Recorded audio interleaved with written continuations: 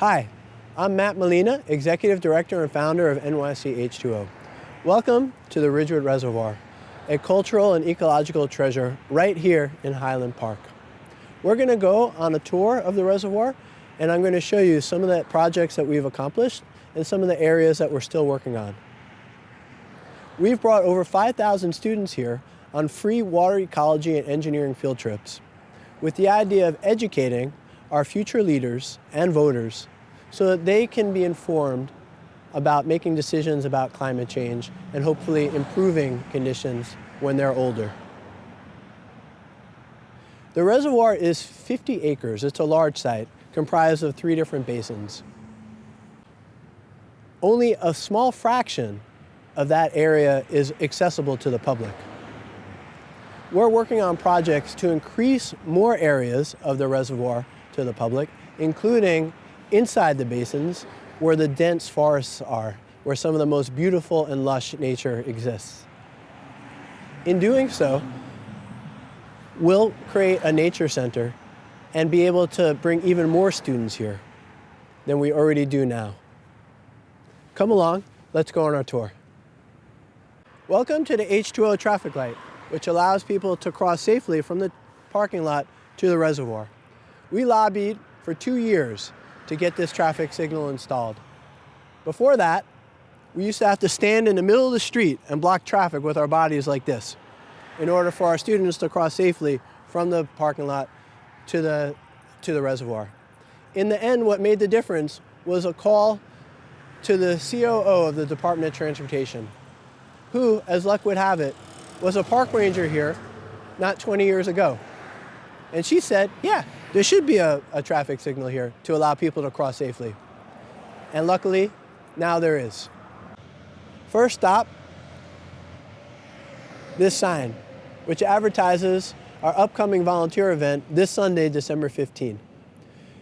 We organize monthly volunteer events here at the reservoir to help us with the various projects that we're working on, like our pollinator garden, where volunteers pull out weeds and plant wildflowers. We typically have 30 volunteers on a given month. Half of them come from the area and find out about the events because of these signs. The signs work. The park goers that come care passionately about the reservoir, and it shows because they come out and help. Welcome to our pollinator garden, where volunteers work in the spring months to pull invasive plants like mugwort and crown vetch and plant wildflowers like New England aster, irises, penstemon, mountain mint, and goldenrod, which attracts birds and bees and butterflies, which enhances the ecological diversity here at the reservoir. Welcome to the stilling chamber, or influx chamber. This is where the water came in, and if there was any dirt in it, it settled in this area in front of me. The water came in through 2 pipes that are directly across from me, and if any dirt was in the water, it would settle down, and the clean water would spill over into the rest of the basin.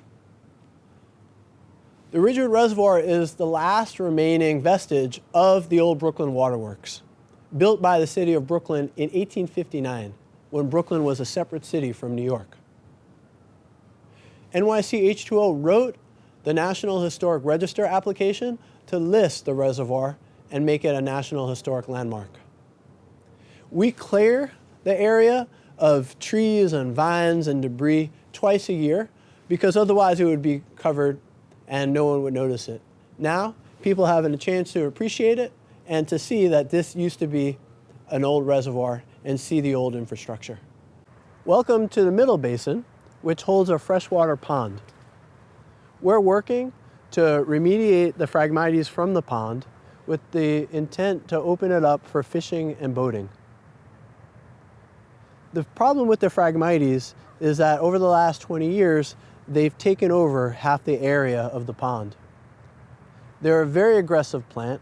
They form a monoculture, they're invasive, and their roots are so intense that they build their own landmass, thereby swallowing up the water of the pond. We're working to remove the Phragmites, to cut them under the water, which effectively drowns them by depriving them of oxygen. What we've done this past year is to clear a path into the water through the Phragmites, dig out their roots to allow our boat in, and cut the inner perimeter of the Phragmites to prevent them from spreading anymore. It might sound simple, but it's not. It's incredibly hard work, but our crew, which is incredibly hardworking, is up to the task, and they've done an amazing job. Welcome to the East Causeway, which separates the East Basin, which has a mature forest in it, and the Middle Basin, which has a freshwater pond in it. Our crew worked for a month and a half this spring to clear this quarter-mile trail, which hasn't been used in 30 years.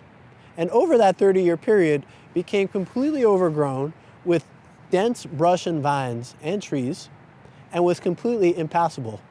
Our crew, which was diverse and many people from the neighborhood, worked incredibly hard cutting through all that thick vine and brush and poison ivy.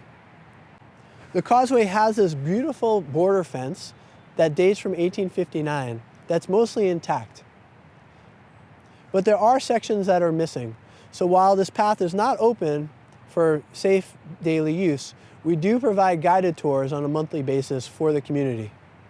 We look forward to opening up this causeway and sharing it with the community on a daily basis soon. Welcome to the Westgate House, which is where the water exited the West Basin through those cast iron gates behind me. 2 up high and 2 down low. The water was drawn from where the water was the purest, whether it be down low or up high.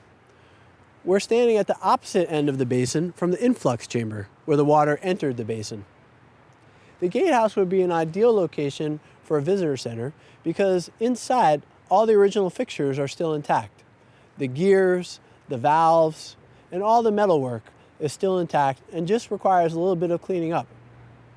The David Prize will help us to develop a visitor center here at the Gatehouse and expand our work to continue to increase access to more parts of the reservoir so more people from the neighborhoods nearby and all over the city can appreciate more parts of the reservoir and its beautiful nature that abounds here. It'll also help us to bring even more students here than we already do now to directly connect their science learning and history learning with what they see on site at the reservoir. We appreciate your consideration and invite you to join us here sometime soon. Thank you.